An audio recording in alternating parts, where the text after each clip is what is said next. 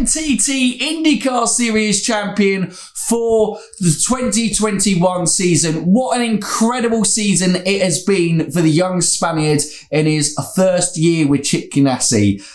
Not really in many people's probably first thoughts for the title, but since winning that first race at Barber, he has never looked back and he secured the championship at Long Beach. But it was not him that won the race. It was very much the Colton Herta show. Fresh off his win at Laguna Seca GP last week, he went into the Long Beach GP, his home Grand Prix, with a point to prove. Qualifying P14, that doesn't bother Colton. It would have been too easy to win from pole position because he was the quickest guy out there. He'd, within the first few laps, worked his way up to like P7 or P8.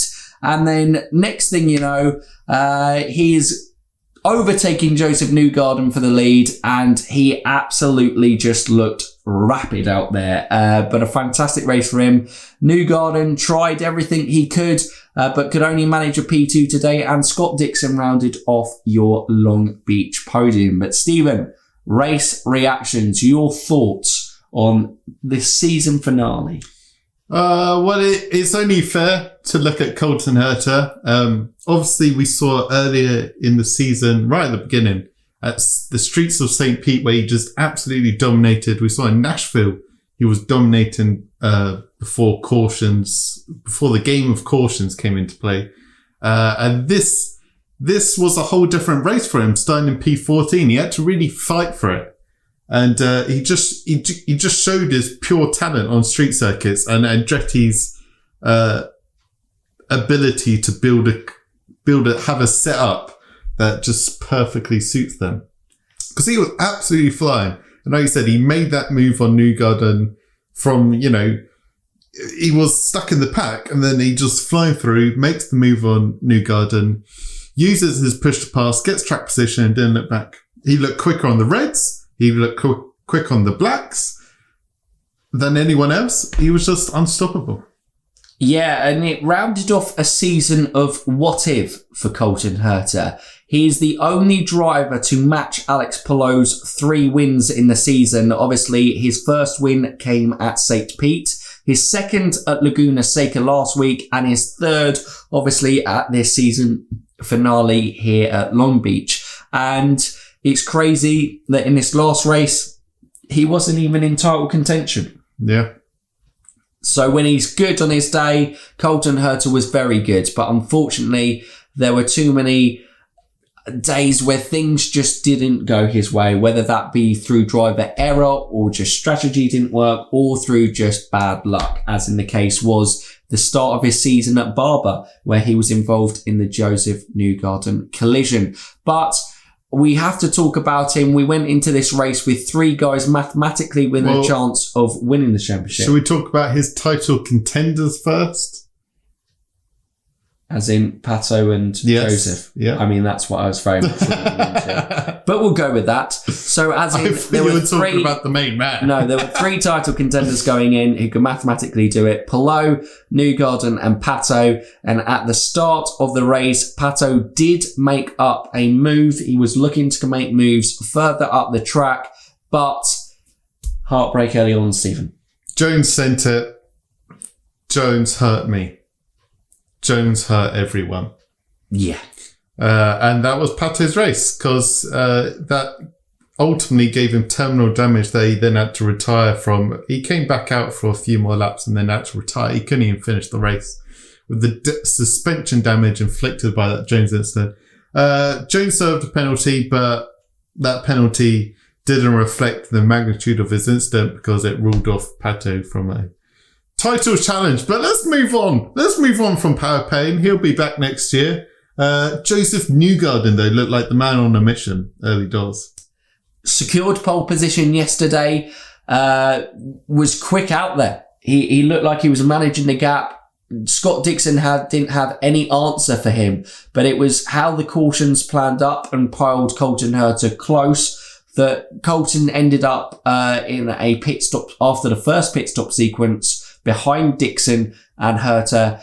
And then on that, the Newgarden and Dixon were on the black primary tyres and Herta was on the sticker reds, and he really made the tyre compound, advantage work during that period. And Newgarden just didn't have an answer to him. I think I heard him in the post-race interview talking about fuel managing, and Herta caught him at that case. And then, once you get past on a street circuit, it's very difficult. You're going to need quite a significant speed advantage to be able to retake that position. And unfortunately, Newgarden couldn't find that pace advantage. But it would have been it just would have been another win for him, because Palou did what he needed to do. He needed Palou to essentially retire, DNF this race, but Palou didn't only just start P10. He worked his way up to P4, kept himself out of trouble, could very easily have been involved in that Ed Jones incident, as he actually did bump into the back. But luckily for Palou, no damage. And he has lifted the curse on the number 10 car. And it's, funny enough, saw pictures of him with Dario Franchitti, who is the driver coach at Chip Ganassi. He has he's brought success back to Chip Ganassi, and he looks the natural successor to Scott Dixon. Indeed, he is. Was there any other points? I presume Roman Grosjean had another lively performance. Any standouts there? I'd probably put Jack Harvey with a fantastic top 10 to finish his Meyershank racing career off. Going from 24th on the grid. Crashing out in qualifying, starting from 24th. Brilliant race from him. Simon Pagenaud finishing, did he end up P5? Probably his last race for Team Penske. Ryan Hunter-Reay, his last race for Andretti. Didn't go so well indeed. I think, didn't he have a car? Funnily enough, he got caught up in the whole Ed Jones thing. Funnily enough, there were maybe some similarities in terms of the Nashville, where Marcus Ericsson went airborne, and Colton Herta, not to the same extent, but did mount the rear tyre of Ryan Hunter-Reay during that Ed Jones pile-up that really had a knock-on for a lot of this race. Ryan Hunter-Reay suffered damage on the bodywork and also a punctured tyre, which he never was really able to recover from. Sad farewell for Ryan. Maybe this isn't it for him in IndyCar. Maybe he'll be returning with another team, but it's certainly it for him and Andretti. Any other standout for us? We got to mention it. Scott Mclaughlin, of course, secures Rookie of the Year after Grosjean had to retire late on with a suspension issue with his rear left after grazing the wall. So congrats to Scott Mclaughlin. Obviously, he was the only full-time rookie, but you still got to get the results. Grosjean pushed him hard with all that F1 experience. Obviously, this is Scott's first, premium single-seater experience. Scott Mclaughlin was a genuine rookie, like Jimmy Johnson, but at least Jimmy Johnson had, although he chose not to do the ovals, but with his NASCAR experience, but at least he knew the American scene. Scott Mclaughlin came from Aussie supercars. It was a big ask and a big step up from him, but there have been glimpses of some really standout performances on the ovals, funnily enough, in particular for Scott Mclaughlin. He was very impressive through the season, but I think a lot of positives to take from Scott Mclaughlin. He will be happy to claim the Rookie of the Year award ahead of the likes of F1 veteran Roman Grosjean and 7-time NASCAR winner. Go from there. We've just got in the background as it's a reaction. Palou lifts the trophy, and wow, what a scene. And that probably is the perfect point to round off this race reaction. It couldn't have happened to a nicer guy. He starts this next generation. He breaks the Newgarden Dixon stranglehold on the championship, as they've been changing it between themselves for the past 4 years. It's a new man on the scene. Will there be another new name on the trophy next year in a Herta? Pato! Unlikely Arenas VK, but maybe a Roman Grosjean as he steps on. I mean, Arenas VK is a very outside shot, but he did get confirmed for Ed Carpenter next year. But I would say that Arenas VK was running top 5 before that cycling accident, and he was running very well.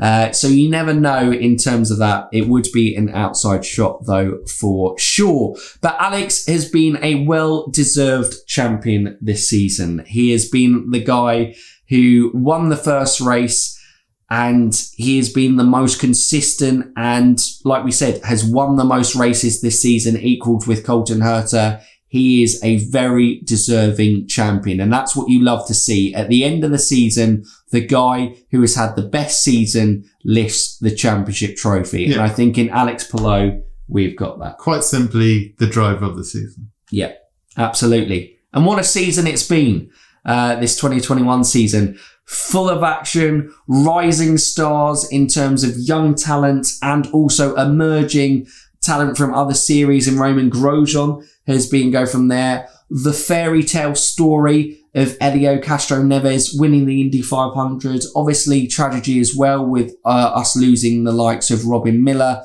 Bob Jenkins, and Bobby Unser this year as well. You know, it's been a roller coaster of emotions, I think it's fair to say. And it's been our first full season on YouTube with you guys. We've absolutely loved it. And we can't wait to do it all again next season in 2022. Yeah. Obviously, we'll be coming back with full season breakdowns in the coming weeks. But yeah, what a season it's been. Yeah, plenty of feature videos to come, like you said in there. Hopefully we can get some more interviews sorted. It's a long off season in IndyCar. That is probably the worst thing about it, because we've got to wait till February now until we can get some live IndyCar action again. But yeah, hopefully we can create a load of content that you guys are going to enjoy. But make sure you let us know what you think of the race down below. And if they're new around here or haven't done so already, Stephen, what can they do? They can like, subscribe, and ding that bell. Ding it! So for now, you Indy fans, keep racing!